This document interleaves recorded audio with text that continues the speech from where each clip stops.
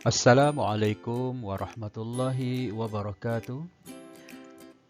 Bersama saya, Ustaz Aizil dalam siri pembelajaran bahasa Arab.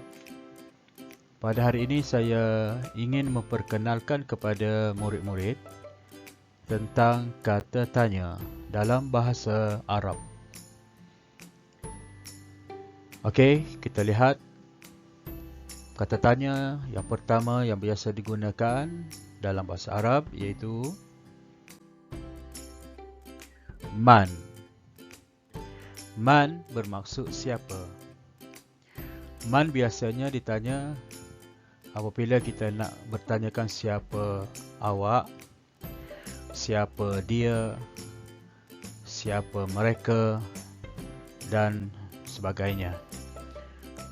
Di sini saya akan bagi satu contoh pertanyaan dengan menggunakan man, seperti pertanyaan man anta ataupun man anti, bermaksud siapa awak.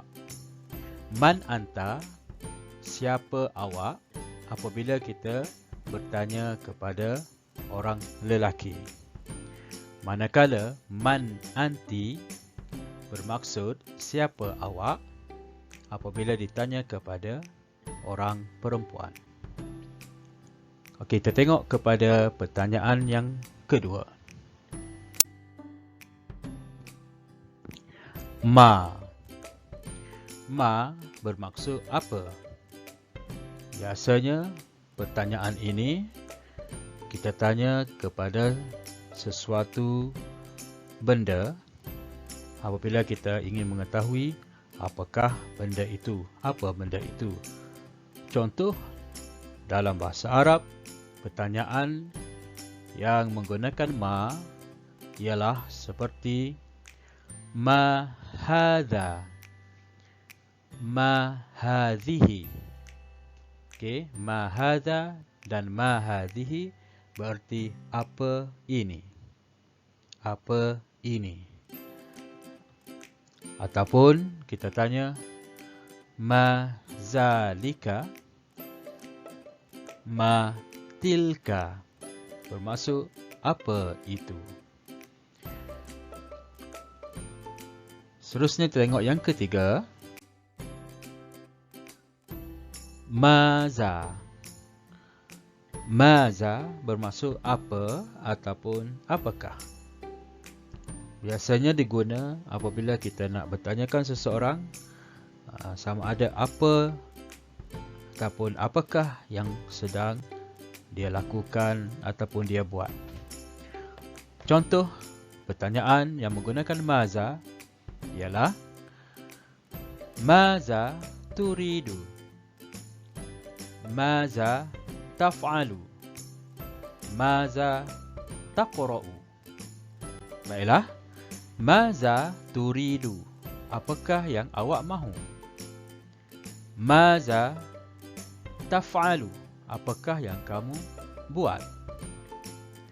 Maza taqra'u, apakah yang kamu baca? Seterusnya kita tengok kepada pertanyaan yang keempat. Mata. Mata berarti bila. Bila adalah satu pertanyaan untuk kita mengetahui sesuatu masa. Okey, contoh pertanyaan yang menggunakan mata seperti ayat ataupun tanya, kata tanya mata wulidta.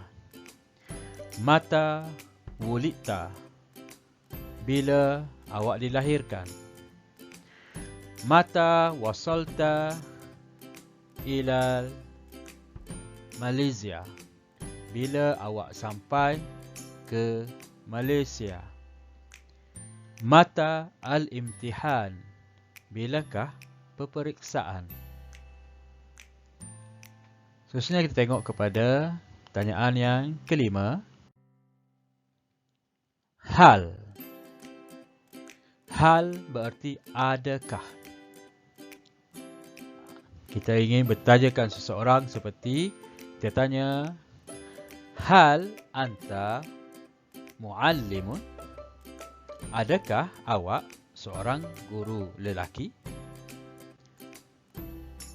Hal hiya tilmizatun?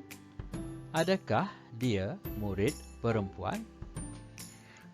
Apabila pertanyaan menggunakan hal, maka jawapan sama ada ya atau tidak, ataupun na'am ataupun la. Na'am, ya, la, tidak.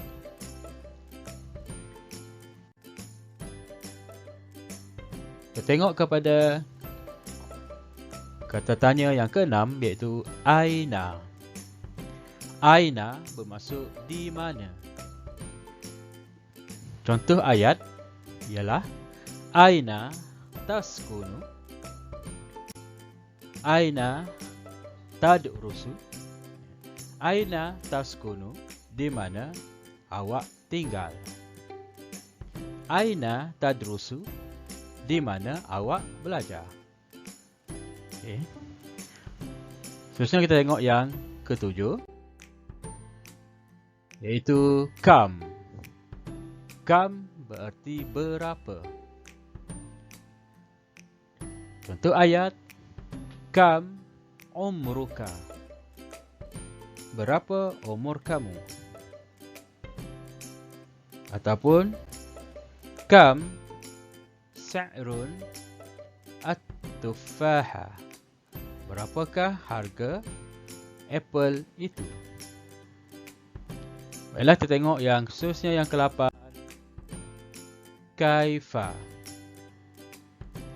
Kaifa berarti bagaimana. Contoh ayat, kaifa haluka. Kaifa haluka.